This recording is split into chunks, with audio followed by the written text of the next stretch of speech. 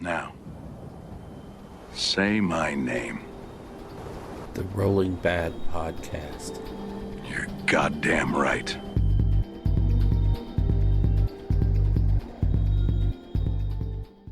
Welcome to the Rolling Bad Podcast, episode number 34, coming to you from the desolate wastelands of Albuquerque, New Mexico. We're recording on October 28th, and I'm your host, Elric Kedge. With me tonight are Bill Costello. And James Tapia. Ha! Couldn't mess me up moving that thing, whatever. On tonight's episode, we're going to have an interview with Stephen Duell to go over the Kids Hammer event that happened at Nova, the Nova Open, about 2 months ago? Yeah, about that. 2.5 months ago? I can't remember exactly. Like we said, we wanted to touch back on that. Yeah. Let's not use that terminology when talking about Kids Hammer. Okay. We would like to catch up with the results. There we go. Aye. And, all of our other usual shenaniganry. Yeah.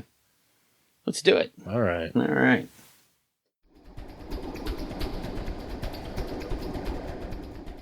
The Realm of the New Dawn. Well, we're going to talk about the few things that have come out since the last time we recorded, which, because we're trying to get caught back up with our schedule, was only last week. So not a lot of new come out. New Shadespire sets were pre-ordered today. The Sepulchre and Iron something or other. I don't know, some kind of green fellows. Yeah. But And the dice. the dice, yeah, I picked up a set of those. Fancy. Did you pick up one for every faction? Well, of course. Yeah. Yeah. Oh, Bill. As well as sleeves. Yeah. Yeah. Because I am a completionist. I'll be getting the expansions and the sleeves, but not the dice. Yeah, the dice are just a kind of a, completionist OCD sort of thing. But Yeah. I think it's going to be like a lot of those other living card games where you really do need to keep up with the expansions as they come out, because there's going to be general cards in each expansion that apply to every faction. And some of them might be very, very good for, it might be adequate for the Sepulchre guys, but really works with the Khorne guys. Right. So you're probably going to, and it's how every living card game makes its money. It's how Magic works. It's how X-Wing works. Yep. So please, before you go off on ranting about how GW is just trying to pump you for money, just shut up and set your face on fire. So, You want it. Exactly. So another thing that we wanted to talk about in this new Dawn is something that you cannot get from Games Workshop. Yeah. If you're on Facebook, and if you're not, whoa, where are you? Get out of Mom's basement. There's a company out there called Fear This Customs. Yeah. And they make a couple of really cool products. And one of them is a scoreboard for $40K. And all it really is a piece of, it looks like pressure cast resin, or it might even be 3D printed with one of the newer kinds of filaments. But all it does is it holds dice. It has cutouts for dice. And with it for $40K, you can track victory points, command points, the game turn, and of course command points and victory points for player 1 and 2. Yep. It's a really handy item, and I need to get a hold of the guy and see if he'll make one for AOS. The only thing, you'd lose command points, obviously, but you could add a slot for, say, the Khorne blood tithe points. Yeah. Like and just other miscellaneous little trackers that might be on there, but to track victory points and what have you. It's very easy, and for AOS, I would want him to put 2 game turn dice so that you can see, because we obviously have turns that can potentially flip. Yeah. You'd want to see who's on what part of their turn. So, but I still have to reach out to him and talk to him. He knows nothing about this. But if you're hearing this and a good idea, you can throw the royalties my way. Yeah. And there's also the wound tracker bases. So they're bases that you can set either a 6-sided die, a 12-sided, all the way up to 20-sided die in there, and put it next to the model that you're tracking the wounds of. And that way you don't have to worry about when somebody bumps the table that they rolls roll your 12-sider or your 20-sider around. You forget what it was on. It'll hold it firmly on whatever number you had it. So it's a very, very good product. So if you get a chance, Fear This Customs, and Customs is spelled with a K. Yeah. on Facebook, and you'll see his product line, and it links right to his where you can order the stuff. And reasonably quick. I mean, I ordered mine, and like 2 weeks later they were shipping. And this guy's not a production company guy. He's doing it on the side kind of thing. Yeah, so you have to be slightly understanding that it's going to take a week or two to get there. Right. But they're very cool. They're very well done. I was really impressed with the quality. Really impressed. Yeah. So. And I think the other thing that we wanted to talk about real quick was there is the game Mordheim that came out for the iOS. This is not the same Mordheim that came out for PC and PlayStation 4 and Xbox. So it's a very similar, but it's more streamlined. It's a little, the graphics are a little more cartoony, but it's really good. Just dropped, and they're adding more stuff to it like crazy. So, and I have not seen any word of it, I don't think, in a White Dwarf or Really? anything anywhere. I just happened to stumble across it and was like, holy crap, there's a whole new GW game on my phone. So I don't really even remember it in a White Dwarf or anything. And usually all those properties that are licensed out like that, they have a pretty good... Well, now they have a whole section in the new White Dwarf where they tend to talk about digital. either new releases or new expansions or all that stuff. But I don't. Maybe they did. I have not been 100% on top of my White Dwarfs. So if you're interested in Mordheim and you want to play yet another game on your phone, a strategy game on your phone, there you go. It's like either $3.99 or $4.99. I can't remember. So exactly. Typical iPad kind of game price. Yeah. So other kind of weird GW releases, along with Forge World stuff, they have the Gundabad Orc Warband for the Hobbit players. Oh, yeah. And I think it's just a re-release, isn't it? I think so. I think it is, but they still look amazing. Oh, yeah. I mean, pretty much everything for the whole Lord of the Rings IP line that they do is fantastic. It's a shame that nobody plays it around, at least not here. I mean, in our area. I know there are areas that play it. There's some, if you're interested at all in the game and you're on Facebook, there are some fantastic pages for people that are interested in, The Hobbit at this point. So definitely look them out. There's the Great British Hobbit League or something like that. I can't remember exactly, but that is a place that just constant people posting of painted models or games they're playing, or I mean there's some crazy stuff out there people still do with this game. So if you have that itch, there's ways to scratch it out there. So, and what's kind of funny, and I always notice this about Hobbit stuff, is even the people, obviously the studio is going to paint it up like the movies because that's their license, but I even see people privately, you don't see them really going too far away from the canon view that the movies gave us of what things look like. And some of the paint jobs are amazing. Oh yeah. I mean, I saw that one of Azog and I was like, oh, that's a still from the movie. Oh no, it's a mini. Wow. I mean, because he even had it lit, as if it was him on the ridge. And I was just like, God dang. Yeah. So maybe it was all Photoshop, but mad skills are mad skills. So, well, the big drop today for 40K was Craft World Eldari with lots of vowels that we don't need. Yeah, Codex Craft World. Yeah, Codex, pointy ears in space. None of us are really Eldar players, so I don't think we've really...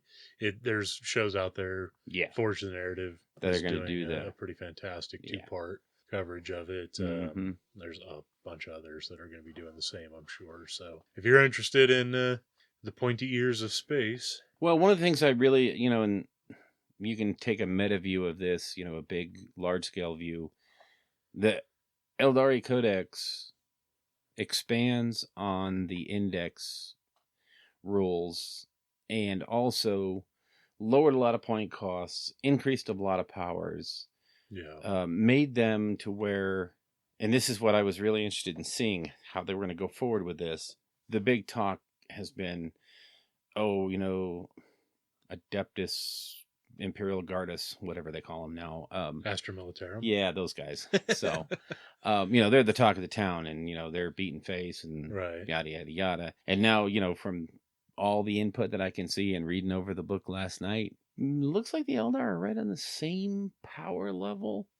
And in reality, the only codex I've seen that's come out right now that might be a little lower in power is the Space Marines. Oh, really? But I mean, on a model per model basis, the thing that Space Marines have is that they have such a wide range of units that are available to them. Well, and they have Bobby G that sits behind 6 Sure. Razorbacks and gives them rerolls to rerolls to rerolls. Yeah, but how hard is Then that you get to to roll pop some through? more. You Yeah. know, a That's couple kind of of shots their from gimmick. 300 guys with Smite will take care of him. Yeah. So One interesting thing about this Eldari Codex I want to touch on real quick is that the Inari are not in it, and neither are Harlequins. Right. So if you don't know, the Inari are the new faction for Eldar that came out during the Storm. pseudo end times that 40K went Gathering through. Storm. The Gathering Storm. It's not the end times. Yeah, whatever. Jesus. No, they only split the galaxy in half, but okay. Anyways, and he is the Eldar god of the dead. He's supposed to come back in order to kill Slaanesh. Yeah. So that's kind of like the cliffhanger we're on Yeah. with that. So none of that stuff is in this Right. book, which is very interesting. And I think it's also interesting that it's called Craft World and not Codex Eldar. Yeah. Or Eldari or whatever you want to, Yep. you know. So I'm wondering if maybe sometime next year or whatever, we'll get a whole new thing for Harlequins. If we'll get a whole new, like if Inari will get their own codex. They'll get a book. Yeah. If they'll finally do a, crap. Exodites. Yeah. Codex X, that would be fantastic. First of all, they'd be dumb not to, and I think they see that. But also, it's such an untapped, and they talked about new races, There's going to be new races. And technically, Exodites would be something they could explore as a new race. They could be different. Because they have definitely had a different path than the Craft Worlds. Yeah. So I'm hoping to see a really cool Exodite thing. For sure. Yep. But that's really about it for New Dawn. Yeah. We have a super special Realm of Creation coming up, so stay tuned.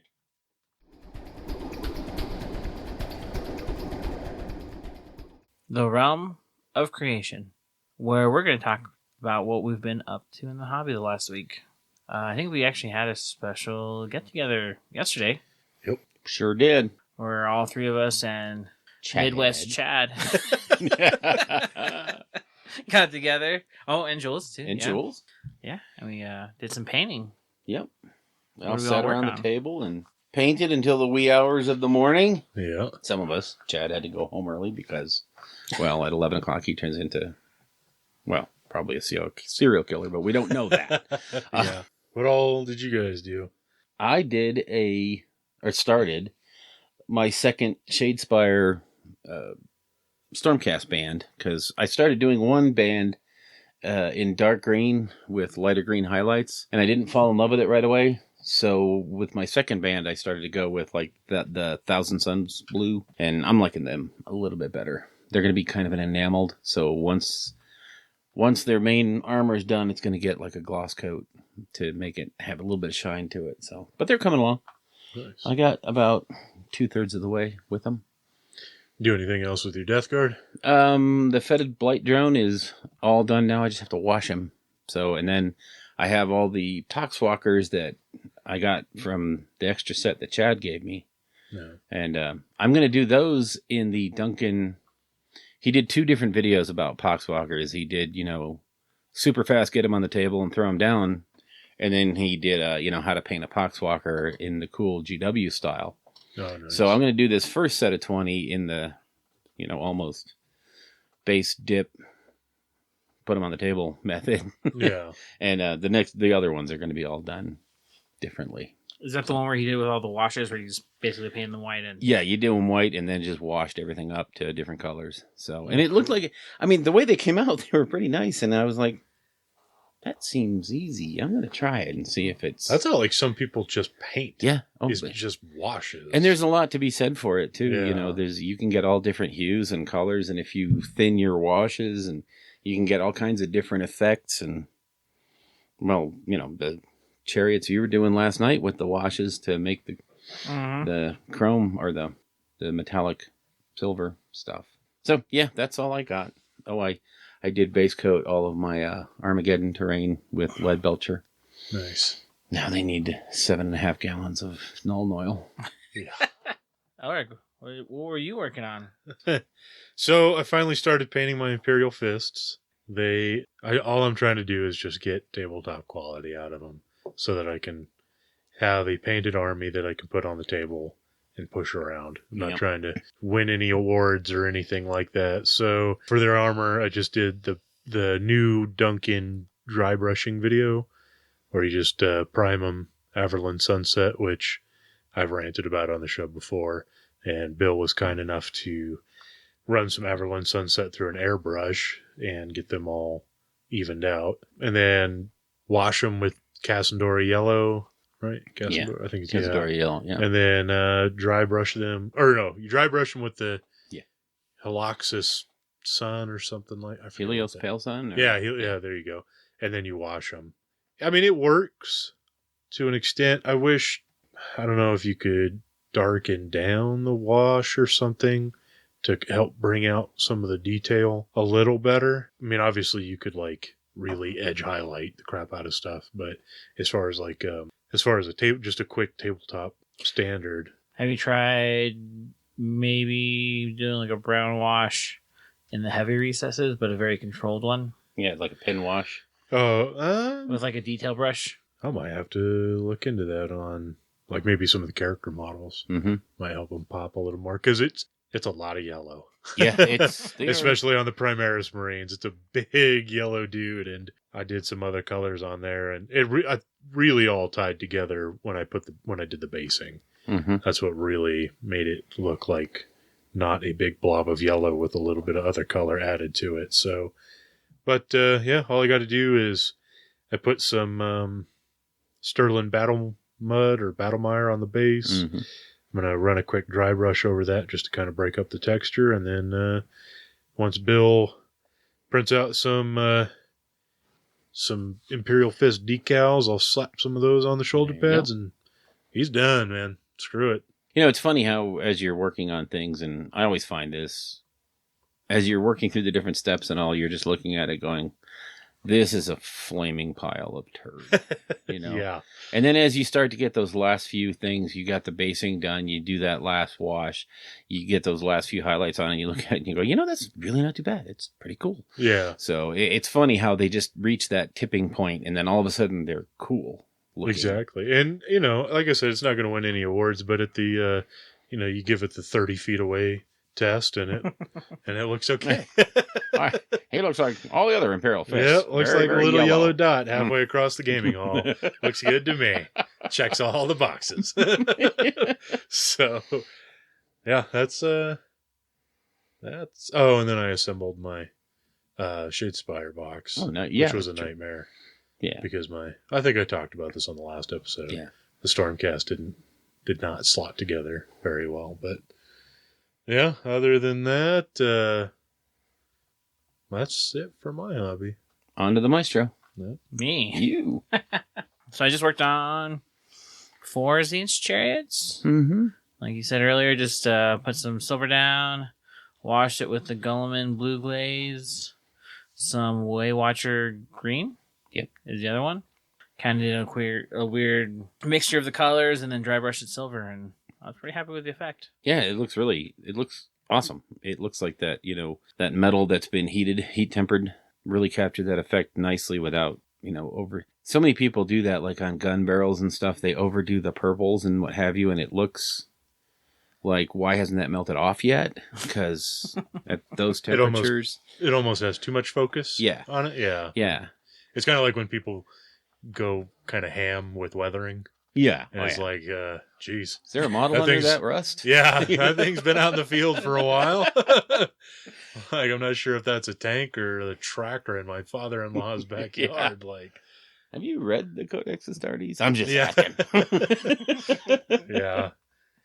So yeah, actually, that's a paint scheme I picked up from the How to Paint Tzeentch little book. Oh, neat. Yeah, and I think Duncan did a video on it too. I think he was wet blending the shades together, but I kind of was, instead of doing that, I just kind of tied them all together with a quick dry brush afterwards. Yeah. I think it helped blend them together a little bit better. So They look fantastic. I mean, they were gorgeous. I think that's all I have, and That's our creation. So yeah, I mean, we're gonna do this more often, and who knows, one day we might actually live stream it, because it is kind of funny listening to us paint for 3 brush strokes and then talk about politics for the next half hour, and then paint 3 brush strokes and talk about the end of the world, and we have to listen to Elric talk about the flat Earth. Oh, you stop right now. We did solve a great many of the world, at least the country's problems. Yeah. So climate change sorted. We got that one done. We'll roll that out to the rest of the country here in the next couple of days, and need to hit a few senators first to get them on board. Yeah, and, then move on with it. Yeah, but done and dusted, as they say. You got it. Yep. So no, really, I think going forward, as we do more and more of these, we may just maybe not live stream the whole thing, because that could be embarrassing. But maybe do some still photo captures on the those time lapse things. Yeah, that would be funny. So, but anyway. Or I smell a premium service coming on. Oh, Patreon video. Stop it. Yeah. Stop it. Yeah, you want to pay to listen to me and Elric pontificate about politics. Great. Oh, We'll get Chad in here with his conspiracy theories. Yeah, that'll be the best stuff you'll ever spend your money on. We'll retire from that Patreon account. Yeah.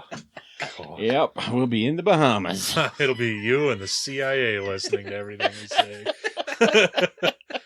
God. What do you mean I don't have a clearance anymore? Yeah, right. I was kidding about most of that.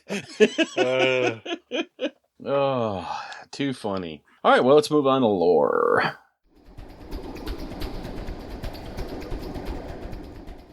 So, as promised, we have joining us Mr. Stephen Dole. He's the man who put together the Kids Hammer event out at the Nova Open. And from what I've heard, it was a pretty good success. So, welcome aboard, Stephen.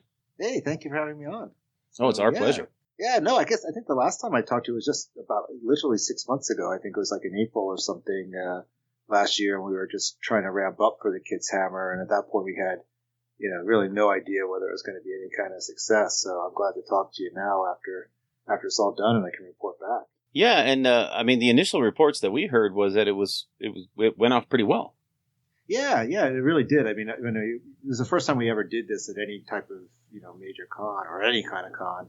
And so, most of the time it was just, leading up to it, it was all fingers crossed, hoping it's going to be what you think it's going to be. And it was touch and go for a while, because one thing I realized after the fact that, we had the event all set up is that, Nova's on Labor Day weekend, which, I always kept clear on my calendar for me and my family, because it was always, something that I look forward to. And I, put it as a, no scheduling dates in those days. But for most people with families here on the East Coast, Labor Day is already booked for beach or family stuff. So a lot of the people who, my regular group that I have a Kids Hammer, a lot of them are going like, oh yeah, that sounds really great. We want to come out. When is it?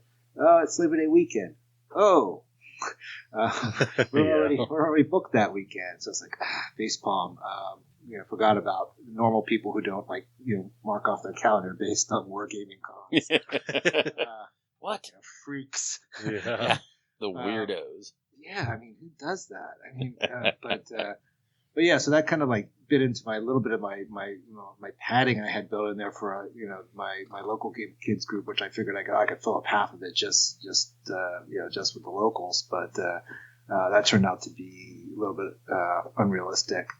But we still came out with 10 kids playing, so that was 10 out of 16 slots, which was pretty good for the first time ever. And honestly, I secretly glad we didn't fill all 16, because, we were able to give a lot of individual attention to all the kids, and that 10 number turned out to be really good for the first time event. I had a blast. I mean, I think the kids had a blast, but I personally had a blast. It was good on so many different fronts that, I'm doing it again, for the next Nova, and thinking about what, how to do it in the second year right now. So, but yeah, I mean, the con as a whole was good, and Kids Hammer was good, and thanks to you guys and some of the other podcasts out there for getting the word out. I can say it was a big success. Nice. So what all did you guys do? So we I sort of ended up billing it or thinking of it as sort of like a boot camp for gaming, designed for kids. So like kids are used to going to camps like coding camp or music camp or Bible camp or whatever. And they're having an intense thing about getting into a certain subject area. So I said, okay, this is going to be it. For getting your kids into wargaming and a lifelong poverty by buying plastic models at prices that are you probably can't afford. But yeah, so it's a gateway drug into that, and yeah, it's a public service, really. Yeah, so you said, okay, let's look at all the different things that you need to know to get started in a game. One is you just need to know how to play. So we started off with the first day being a lot of what I call open gaming, where they first came in, and if they brought their own army, great. We matched them up with a player from my local club who, sort of played the same army and knew how, it worked and what tricks they could give you and could, help them learn how to play their army better. If they didn't have their own army, they could borrow one of the ones that I have already painted. I had 8 1,000 point armies all painted and ready to go on the table, because that's always a big part of our local kids club, is to have me provide the models so they don't have to make that financial investment or that confusion of how do I set up an army. I can just say, well, here it is, and I give them a little binder with a printout of all the war scrolls on it, and I pick their allegiance abilities and everything for them, so it's just as a prepackaged thing they can just pick up and start playing right away. And everyone who came had actually played at least once before. Some had played more than others, but everyone had played, at least one game. So it wasn't like, okay, this is the hero phase, this is the movement phase. People, already knew that basics, which was great. But, we had, a morning of just getting them started of how to play their armies and, playing each other. And then we went up and did an hour seminar on how to assemble models, because it's like, okay, so you get into this hobby and you buy this box and you open it up and you don't shake the box and out comes, beautifully finished painted models. You get this, they're all stuck on this piece of plastic, and what do you do with them then? How do you cut them off? How do you glue them together? How do you base them? That kind of thing. And we spent an hour on that, had some lunch, and then came back and did narrative gaming. So I took several of the sort of narrative missions from the players, from the General's Handbook. I was playing Dungeons and Dragons recently, so I was seeing Player's Handbook from the General's Handbook, and had them play out some of those narrative missions, and they had a good time with that. And then we ended up the day going up and painting for an hour, teaching them how to paint. And throughout the whole day, we had a lot of the guys from my club came out and helped me out, and were there working with the kids, both during the gaming and during the painting, giving their help.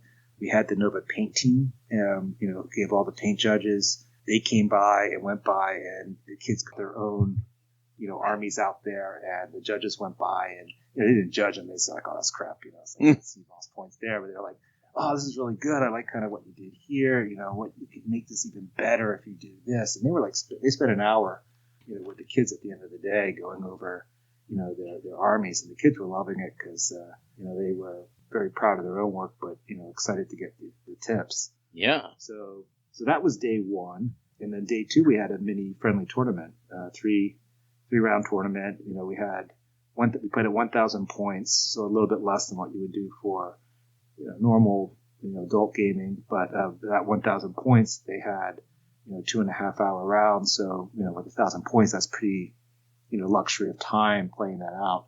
And we played straight from the book missions, from the General Handbook. 2016, because even though 2017 was out, it had just been out like for a week before Nova, so no one had a chance to to really digest that. So we played the previous book mission, which is always the case. I mean, what happened, this is I think the third year in a row that the first time they did Nova, they ended 8th edition and introduced Age of Sigmar, right before Nova. And then a year later, they introduced the General's Handbook right before Nova. And this year, they introduced 2017. So this year, it's like, we see Lucy there with a football. So I think we're going to be ready for General Handbook 18 coming out the week before as well. But, nice. But yeah, so we just played book missions from the previous University Handbook, and they had a great time. I mean, the kids, I think, generally had a really good time, and they ranged from people who are on the sort of older age and maybe a little bit more sophisticated player to like, we had one kid who was, a young 12. And, and I loved him. We'll say his name is David. And David came in and David had played a couple games. His parents were actually, 40K players. And so he had played a couple games of Age of Sigmar. But David came in and he saw the Khorne Demon Army. And that was his army for the weekend. That's all he wanted to do. And he just wanted to run up and smash stuff. And, Nice. it kind of warmed my heart because, this kid was just like, charge. And, we were playing, one of the missions and it was, 3 places of power. And I was kind of going like, oh yeah, well, your bloodthirster could fall back out of combat and you could sit on that objective and score it, or, you could keep him in combat. I'm going to keep him in combat. It's like, Yeah. okay. Nice. It's like, Khorne loves you. Yeah, you are definitely a devoted of Khorne. Let me introduce you to 40K orcs. Yeah, really. But David also rolled like, oh my God, I want to go to Vegas with this kid. I mean, he was rolling sixes like nobody's business. I mean, my middle son who was playing in the filling tournament with him, I mean, had to actually literally walk away from the table at one point because the kid was just saving everything he threw at him. And he was like, "This is, statistically, I can't believe this is happening." But then he did get, live by the sword, die by the sword. He did end up losing one very close game because he would have actually, I don't know whether he would have tied or just he wouldn't have lost, but he needed to make a battle shock test and he rolled a 6. Nice. Failed the battle shock. Oops. Yeah. Yeah, so it's like, the 6, live by the 6s, die by the 6s. Exactly. Nice. But yeah, no, it was a really, really, really positive event. I mean, I came back and I was like, just giddy, with my wife saying this was like one of the more positive things I've ever done in my life because, not for the difference in me, but just like the whole weekend, Nova, itself, any con, but, Nova, I think because it's my local con, it's, my people. And, I know a lot of the people who are running it and who are participating in it, it's a special thing for me anyway, but then having, this event and having, the kids, well, we actually had, 2 of the parents came down and said they came to Nova because we had Kids Hammer. They said they were up in Massachusetts and they were saying, we wanted to come down to Nova, but we didn't want to leave, the wife, our wives alone with the kids, with our boys, with our boys for the weekend. But having this event, we could bring them down with us and make it a family thing. And, it's what allowed them to come to, decided to come to Nova. So, that's really was great to hear that it was, it was not only helping the kids, but helping the families, game and, spend time together, which is exactly what, I wanted it to be. Yeah, and I think that's a huge selling point, going forward for events like this is, there's, it doesn't matter whether you're younger or older. If you have the kids, it becomes, if you can do it as a family and make something out of it, it becomes much more palatable. Yeah.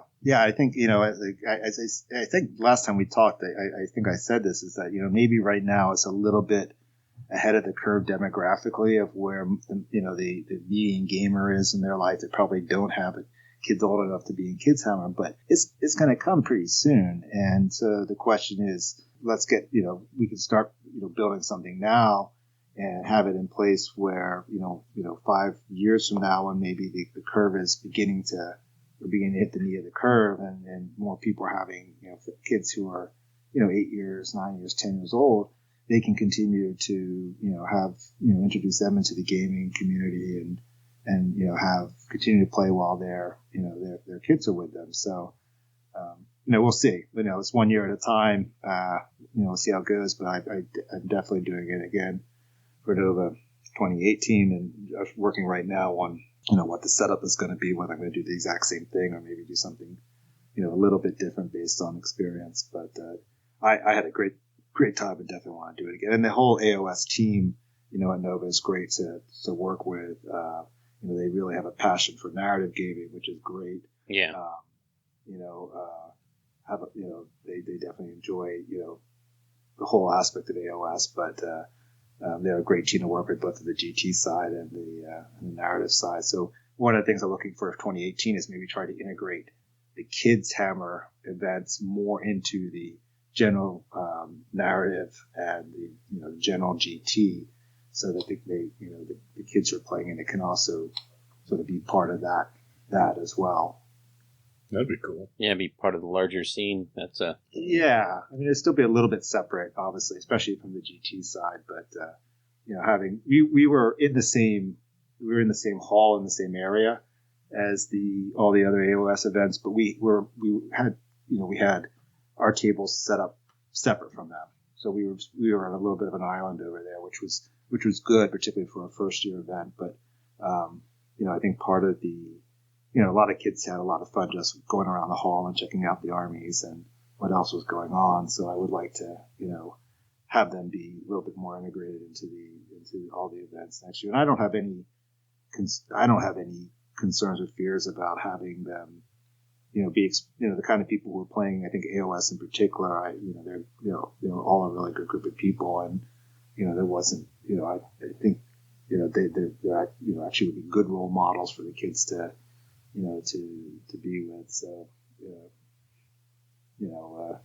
we didn't have too many people who were who maybe got a little bit too much to drink, or who were a little too impassionate about the game. I have to say I didn't see much of that at the con. So we're excited to do a second year, and I really appreciate you guys letting me come on and talk about it and get the word out, so people, even if they're don't have kids who can play, maybe tell other people that came out of it, is that one of the parents whose kid was there was now starting up his own Kids Hammer group in his local area. So nice. We have our first franchise. Yeah, that's make sure you get all those oh yeah all those royalties, get the fees Oh, and yeah. residuals, man. Yeah, I trademarked the hell out of that name. So nah, it's all good. As I said, anyone who wants to do this, let me know if there's anything I can do to help, either, with advice or anything. Because what I kind of like, to do is, the more you have Kids Hammer type events throughout the rest of the year, the bigger base you have for doing, the people coming out for the tournaments and for the conventions. So, I'd love to see that happen. I mean, my dream is here, the most, our immediate area is to do sort of like a youth tournament, sort of circuit, here, which would be pretty cool. Yeah, that would be. Yeah, I mean, and people have to realize that the kids that are playing in events like this are the kids who 10 years from now are going to be the ones keeping Games Workshop in business, Right. so that we can still have the toys we want. Yeah. So, yeah. It's always about getting the new blood in mm-hmm. instead of catering to those old cantankerous grognards. Yeah, the guy who just wants the 50th version of the Eldar jet bike. These kids are going to want new and cool. So. Speaking of which, That's me. yeah, right. So were any of the kids that were there like locals? And if so, have they been motivated more to like show up to your local area or store or wherever you play? Yeah, interesting. I was really counting on sort of, I did about I was expecting about half of the 16 to be from our local group. I thought I could fill those, 8 slots up easily with the local group. But because of primarily the conflict with the Labor Day weekend, we only ended up with 1 out of the 10. Well, I guess 3 out of 10 because my 2 boys played too. So 1/3 of it was local, and the rest all came from different places, all on the East Coast, but majority of them outside the DC area. So that was a little surprising that people were willing to travel for the event as much as they did. But again, I think at least two of the remaining 7 were there with I know they were there with their parents who were playing. And I think in general, it's like, I had to say, at this Nova, I saw a noticeable number of people who were playing who are sort of outside of the 25 to 35-year-old male demographic. That's, I think, most typical at cons. And I saw, particularly in AOS, I saw some people, married couples playing, some sort of more females playing, certainly in the AOS hall than I did in the 40K hall.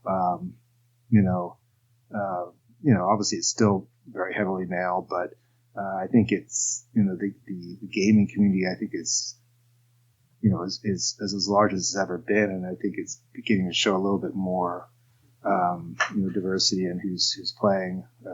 Still probably a long way to go till it's, anywhere near a balance of male female in particular. But yeah, it's getting there. It's getting there. Yeah. Yeah, that seems to be a focus area for GW too. And if you watch some of the forums these days, it's kind of a hot button topic with some folks. Yeah. Yeah. And I mean, I think it's, to me, I don't particularly care one way or the other. I mean, it's not going to like completely, devastate my world if the GW suddenly says, hey, you know what? Actually, you could have, female hormones, female genes could do the Space Marines, and you could have female Space Marines. I'd be like, oh, okay. It's like, you squatted things, you made enough changes throughout the day. It's like this wouldn't completely rock my world. There's other people who maybe a little bit more, hold the canon a little bit more sacred, but to me it doesn't matter, and I think you probably will see a gradual shift, but they have a great vehicle in Age of Sigmar where you don't have any reason why you don't have the same kind of limits that they have in the 40K universe. So they just created the world a couple of years ago, so they can pretty much do whatever they want. They have free reign to. So. Yeah. No surprise you see a female Stormcast before you see a female Space Marine. Yeah. Well, we already have female Stormcast, so. Yeah. Painting one last night. Yeah. Yeah. And, that's actually the next big question for me, actually, in the Kids Hunt group is, do I introduce Shadespire to them? Yeah, that was one of my big things was, we've been playing a lot of Shadespire out here and find it incredibly approachable, even, for us who are seasoned miniature type gamers, but you can also see how the appeal would be to the board game players, and the rules are simple enough that I think it would be, I don't know if it would be a great lead in to the main game, but I just wanted to get your thoughts on what Shadespire might mean to the Kids Hammer stuff. Well, it's certainly in one way it eases the point of entry, immensely. I mean, we the only reason why we can do Kids Hammer, as easily accessible as it is because an adult, in this case me, has ponied up and painted and produced the armies for them. If you were to leave it entirely up to the kids, I don't think you would have, the same ability for kids to join in. Now, Shadespire, where you're talking about a box set, which is, I think, the manufacturer's suggested retail price, I think, is $60 for the starter set. Yeah. It is the expectation that you're going to be buying a lot of the product in order to keep up with all the objectives and tactics and things that the cards give you with each pack, regardless of whether or not you're playing the faction or not. But I think in that way it's similar to X-Wing, which has never been a problem for entry. No one's ever said that the entry is too high for that. So I think it could be great. I think it is a very different animal though than Age of Sigmar or most tabletop gaming. So it's not the same thing. I think there's something to be said for the lore and the fluff that goes with with the full tabletop armies. Yeah. And Shadespire, I think, is still sort of, X-Wing works because everyone knows what Star Wars is and it has a built-in huge fan base. Trying to figure out why people, particularly care about the models that they're moving on the table. Will be interesting to see. How about in just your adult base in your community? Are you seeing, a lot of people rushing out to get Shadespire, or is it more of a wait and see approach? Or I think so far Albuquerque's kind of a weird animal. Yeah.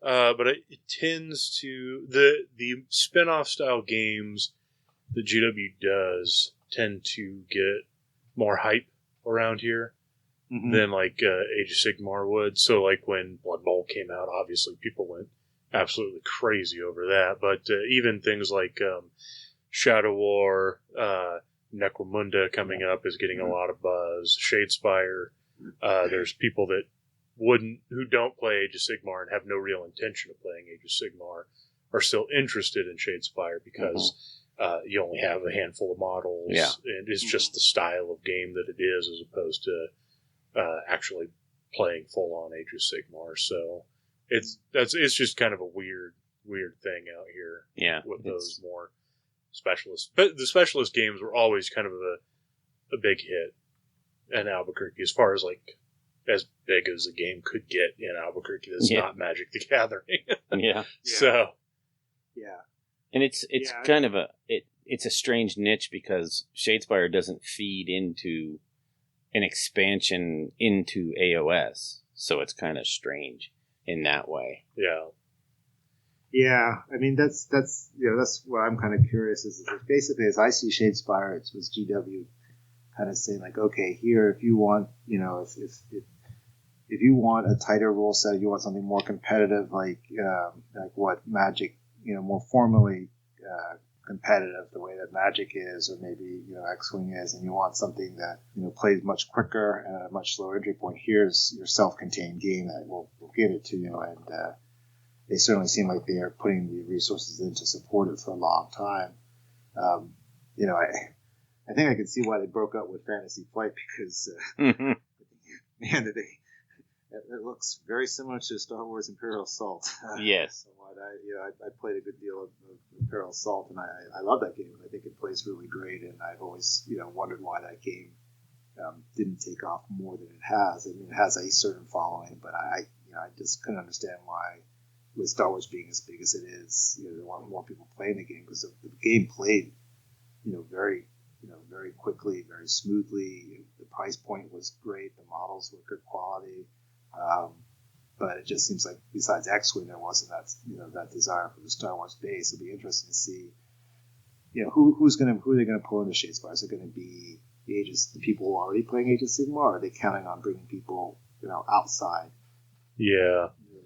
That I think is going to be for me the interesting thing about Shadespire. I think once we see where they go with the distribution channels, we'll kind of know where their aim is. Well, and also with how they want to support it. Because they've been very open about how it's it's supposed to be their big competitive game. And so I think in 2018, as we go through LVO and Adepticon and Nova, and they start doing Shadespire events, how does GW support those and, that kind of stuff moving forward, or even at smaller events or, things like that, I think. Are they going to try to mimic to some degree what Magic does, what Wizards of the Coast does with Magic, or are they just going to kind of hope that the independent community drums it up and keeps it going? Or it'll be interesting to see where they intend for this to go and how the community receives it. Yeah. Well, circling back to what the direct question you asked me about how we'll do with kids, it's like I think it's a great game for like after school, games club and something out of school because typically you only have like about an hour and a half for those after school clubs. Right. Oh yeah. You can knock out several games and Shadespire in there. You're probably not finished. You'll be able to get done finish setting up your models and getting into turn 2 by the time your time runs out. Exactly. Full game of AOS. So. Plus, if all you care about is just snapping them together, you're not painting them. You can put the handful of models and your cards into a tiny little box and shove it in your backpack. And they look pretty good. I haven't actually, I haven't seen all the models yet in just the naked plastic, but I saw some of the 40K Death Guard and Primaris Marines in this snap fit colored plastic. And they look pretty good on the table. Just sure, yeah, they've definitely stepped up. I mean, they've been doing pretty good with their introductory level models ever since like the 8th edition Island of Blood and some of that stuff. But the level that they're doing it now is just like, holy crap. Yeah. So, man, I hope it works. I mean, I'm going to pick up a set, and I'm going to, a local, group. There's enough people here who want to give it a shot, so I'm definitely going to play Iron Jaws because good man. Yeah, I play orcs in 40K, and I kind of, I stayed away from them in Age of Sigmar, though I did play a lot of Moonclang Grots and Spider Riders, but Nice. I didn't go for the Iron Jaws, but now this gives me a perfect excuse to, to pick up some models. It's a slippery slope, man. It is. Yeah, I'm telling you right now. Next thing you know, you'll have two angry cabbages. Yeah, I'm gonna have 3 Maw Crushers. Be denying I have a problem. Yeah. But yeah, so we'll see how it goes. But I'm really excited. I think this is, I said it last time I saw it. I think this is a great time for kids to, for the gaming in general, and for kids getting into the gaming. There's a lot of options, a lot of different things, and so I'd like to keep it going, and having it at some cons would be great. We'll continue, as long as Nova will let me do it next year, we'll do it, and I don't have any reason to think that they won't. Curious to see whether Adepticon or LBO or any of the other cons start looking at having more kids geek and more events geared toward kids at their events. I hope so. I'm going out to LBO again this year. Oh, good. My 4th year in a row with my 2 boys. So.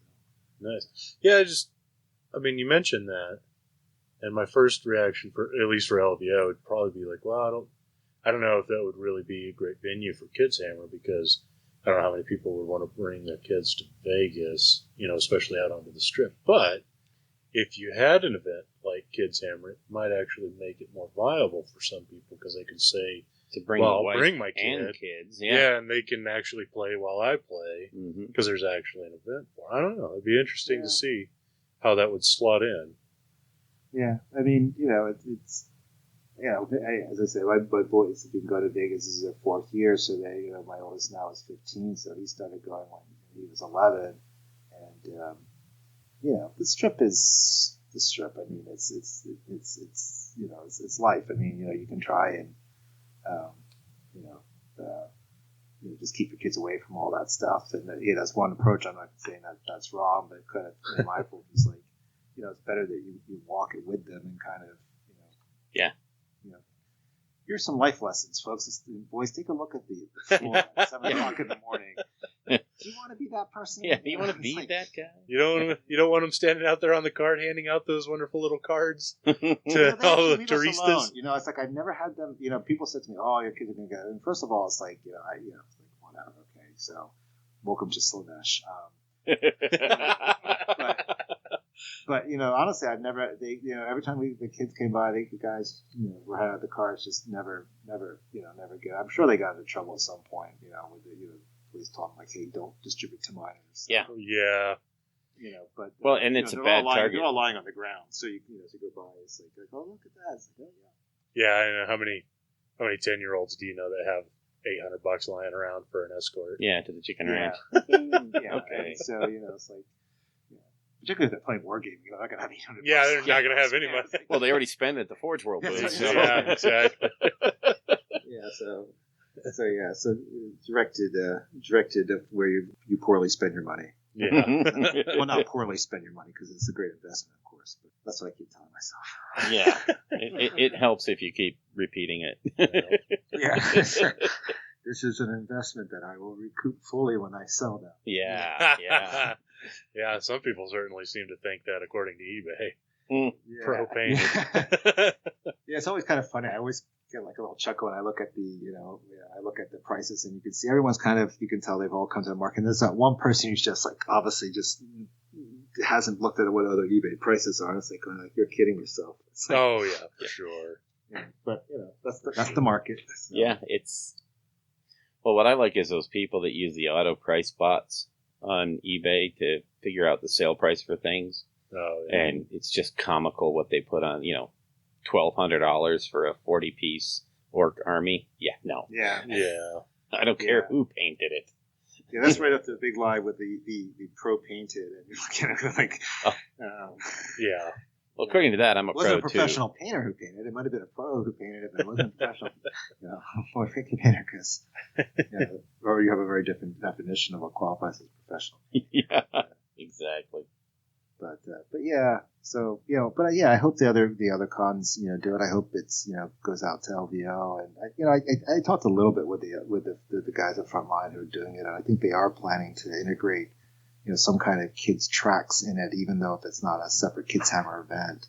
I don't know. I haven't I signed up for my events. I didn't see anything that was specifically kids focused, but honestly, I was more focused on scoring my tickets and didn't look. I'll have to go back and take a look. Yeah, I didn't see anything myself, but yeah, that may change in the near future here. So yeah, we'll see. We'll see. As I say, maybe still a few years ahead of its time, and we'll see. Whether it picks up more in the future, whether maybe it won't. Maybe people decide that's not the way they want to go, which is fine. But I think it's worth doing, and I'll keep doing it as long as I'm able to, and we'll see what happens after that. Well, I think it's absolutely awesome that you're doing it. I mean, this is it's a kind of a groundbreaking thing, really, and I think in the future we're going to look back at this and go, this is where that whole idea was born. Yeah. So. Yeah, we're definitely going to have to get it hyped again for next year. At least for I come back and talk to you guys in the spring when after Nova's not actually starting registration until March this year, so a little bit later, about a month later than they normally do. But maybe I can come back and chat with you guys. Absolutely. I'm also trying to do a little bit more in addition to the Kids Hammer, just also helping out with the GT and to an even lesser extent the narrative. And I had to tell you the narrative team is going full bore. I mean, it's like we weren't even a month out of this past Nova when they've already had the WhatsApp chat, the Facebook page. I mean, they've been going crazy about ideas for the narrative. Nice. Next year, so I'm really excited to see where they're going with that. Cool. Aaron and we have brought on a bunch of people from my club. Came to Nova for the first they were first time people and they all came out really excited, and so we picked up a lot of really solid volunteers for the coming year for putting on Nova. Particularly, I think on the AOS side, it's going to really help us put in a better show a lot next year than we did this year. So very excited. Right on. But yeah, so that's the status. Maybe I come back in the spring. I'll have more details I can give you on the event. And, as always, Jules is always very invited to come and win it all. I saw he had a very healthy showing. I think it was at Slobberknocker, wasn't it? Yeah. Yeah, he did pretty good. Yeah. As I said, I played him. He's a really good player. So Yeah, he was, third overall? Mhm. So, yeah. Hopefully I can come out one year. And but if not, at any rate, I'll be very appreciative I can come back and talk to you in the spring. Yeah. Cool, man. Definitely. And I'll definitely look you up over at LVO, and we'll hook up there. Yeah, definitely. I'd love to see. I'm actually not playing AOS. I'm playing the 40K narrative. Oh, nice. Okay. Nice. So, played the GT AOS GT last year, so I'll switch over to the 40K narrative this year. Well, don't forget there's a team tournament for AOS too this Yeah. year. So Yeah, what day is that on? that's the Friday night Yeah. or Friday. Friday. Yeah, unfortunately, the narrative goes Friday, Saturday, and Sunday, so it doesn't give me much. Oh wow! Yeah. A 3-day narrative event, eh? 3-day narrative, and yeah, I know. Seriously, I kind of didn't really realize that until after I'd signed up for it. I was like, oh, okay, so taking off Friday. Well, that's cool, man. Yeah, so I'm excited for that. So I'll see. Yeah, hopefully, I see you out there, buy you a drink, and we can talk Kids Time out there. Yeah, there we Cool. go. Sounds That good. works.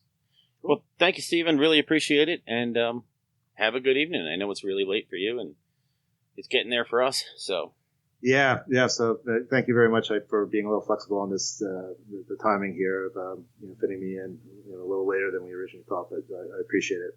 no worries. We're flexible. Cool. All right. Well, thank you very much. Thank you.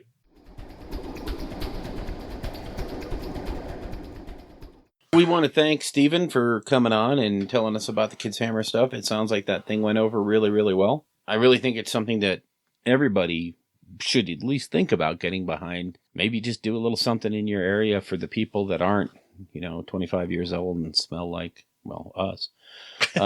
We got to get kids smelling like that now. We got to show them that you can be poor and happy because you spent your money on plastic crack. Yeah, pretty much. So Yeah, no, it's pretty cool idea. I think it would be pretty cool if we can get other events, major events like LVO and Adepticon to possibly run something as well. It's funny to say, but it really is the future of the hobby. Like Stephen was saying, the one kid he referred to as David, he's got a thing now for corn that will probably carry him through the game for a while. He'll see other things, and he's going to have the typical story. He's going to find girls. He's going to go to college. Maybe I don't know what his situation is, but he's going to do other things. He's going to leave the game for 10 years, but then he's going to come back like the rest of us, all of us have done, and say, I want to go back to this because I remember that time when I was playing and it was fun. So that's the actual people that come back to the game. And then they'll get to tell all the new people, I remember when Stormcast first came out. Yeah. Yeah. All the fun I stuff. remember when my corn guys had to roll dice to do hits. Yeah. I used to play Tomb Kings back in my day. They're not even around anymore. Yeah. Just like the squats. Yeah. That I wasn't old enough to understand. But actually I was. But so yeah, anyway, really, thank you to Stephen for jumping on there. Hopefully in the near future, we may talk to some other folks from Nova. Other than that, we were going to do something else for lore this time, but we realized it's a topic that's going to go too long. And so rather than just have two things in the lore segment that were disparate, we're going to call it here, have a somewhat shorter show. Yeah. And we'll pick it up next time we record. And we'll also be announcing a winner for the Black Library raffle that we're going to be doing. Yep. So you have an extra week because of the way our schedule is going, our release schedule is going. Right. So that's a good thing. Any final thoughts? No. No. Okay. Well, we'll see you next time. Bye.